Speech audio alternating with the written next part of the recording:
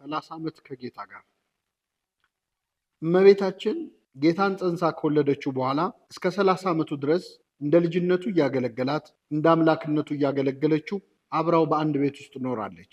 ሌላውን እንተውና ይህ ነገር ብቻ ለማሰብ ያስጨንቃል። ከእግዚአብሔር ጋር አብሮ አንድ ቤት ውስጥ መኖር እንዴት ያለ ነገር ነው! ልብ በሉ።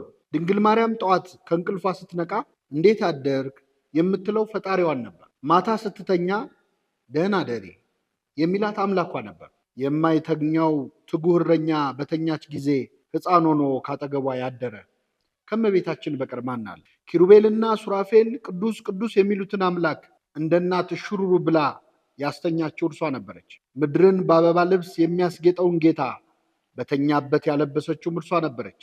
ዓለምን በእጆቹ የያዘውን ጌታ ክንዶቿን ያንተራሰችው እርሷ ነበረች። እነዚያን ሌሊቶች ድንግል ማርያም እንዴት አሳልፋ ይሆን?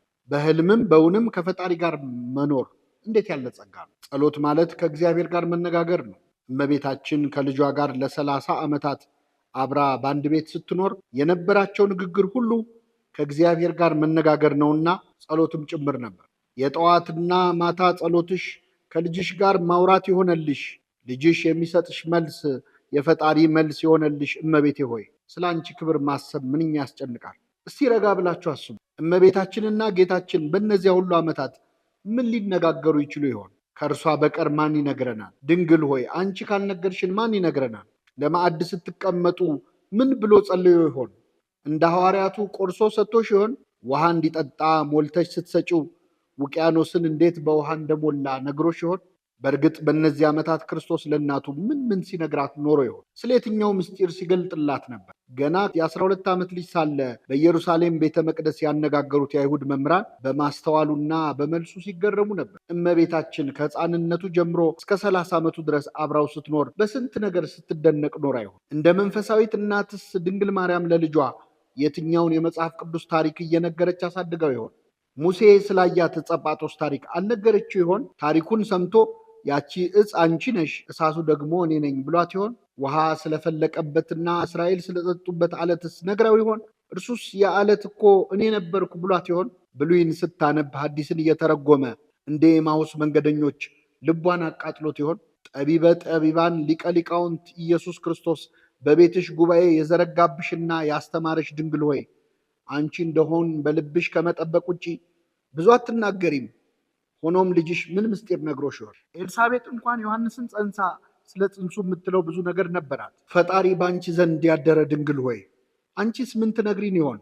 የመለኮት እሳት በሆድሽ ባደረ ጊዜ ልብሱ እሳት ነው፣ ቀሚሱ እሳት ነው፣ እንደምን አላቃጠለሽም እያል ከአባ ሕርያቆስ ጋር እንጠይቅሻለን። እንዳንቺ ፈጣሪውን የሚያውቅ ፍጡር የለምና የዓለም የመጽሐፍ ቅዱስ ሊቃውንት፣ የነገረ መለኮት ምሁራን፣ የወንጌሉ ተንታኞች ሁሉ ከአንቺ እግር ወድቀው እንደ አዲስ ስለ ክርስቶስ ሊማሩ ይገባቸዋል። ልህቅተ ሊቃውንት እመቤታችን ሆይ ሊቃውንት ሁሉ የአንቺ ተማሪዎች ናቸው።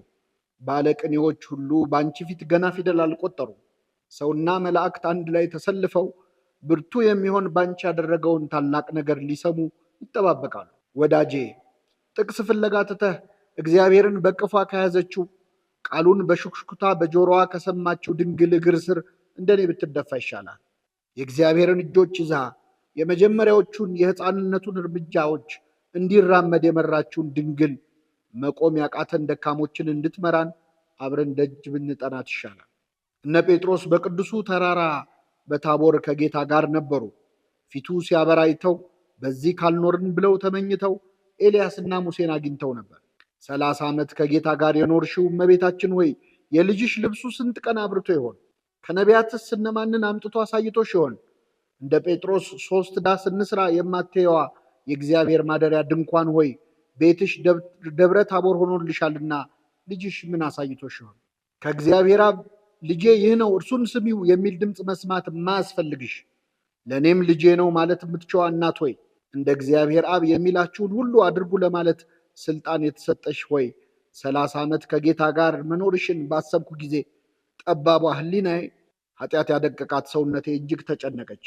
ዮሐንስ በፍጥሞ ደሴት ብዙ ራእይ አይቶ በጌታ ቀን በመንፈስ ነበርኩ ብሎ ጻፈ።